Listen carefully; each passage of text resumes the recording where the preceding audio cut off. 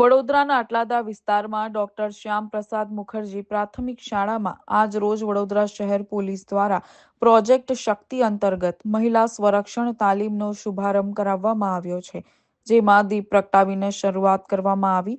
મહેમાનોનું સ્વાગત કરવામાં આવ્યું, જેમાં નગર પ્રાથમિક શિક્ષણ સમિતિના ચેરમેન નિશિત દેસાઈ, નાયબ પોલીસ કમિશનર તેજલ પટેલ, શાસના અધિકારી પારગી શ્વેતા, નગર પ્રાથમિક શિક્ષણ સમિતિના સભ્ય કિરણ સાળુંકે, પ્રિન્સિપાલ ગિરીશભાઈ, અટલાદરા પોલીસ સ્ટેશનના PI Gujjar, M Rathod sir, reserve police inspector, નારી સુરક્ષા ગૃહના સભ્ય ભાનુબેન ટેલર તથા મહિલા સ્ટાફ મોટી સંખ્યામાં સ્કૂલની વિદ્યાર્થીનીઓ.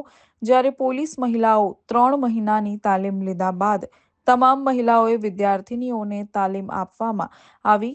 કઈ રીતના પોતાનો બચાવ કરી શકાય, કઈ રીતના સામનો કરવો, પોતાની સુરક્ષા કેવી રીતે કરવી, તેની સમગ્ર તાલીમ આપવામાં આવી હતી.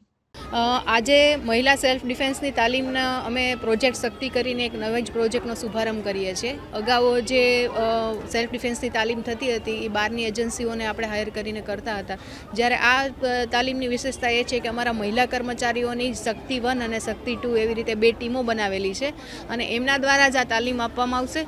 અને આ લોકોને ત્રણ મહિનાની સઘન તાલીમ આપીને તૈયાર કરેલા છે મહિલા કર્મચારીઓને, અને ખૂબ સારા ટ્રેનર એમના માટે આપણે નિયુક્ત કરેલા હતા.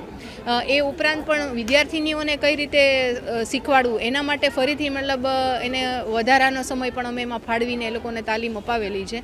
અને અત્યારે ટીમ બિલકુલ સજ્જ છે અને અહીંથી મતલબ ડૉક્ટર શ્યામાપ્રસાદ મુખર્જી પ્રાથમિક શાળા અટલાદરાથી આ તાલીમની શરૂઆત કરેલી છે.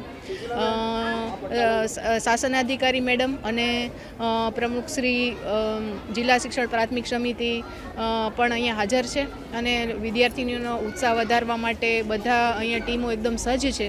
અને આજથી અહીંયા શુભારંભ કરાવીએ છીએ. અહીંયા આજે 200 વિદ્યાર્થીનીઓ એકસાથે તાલીમ લેનાર છે.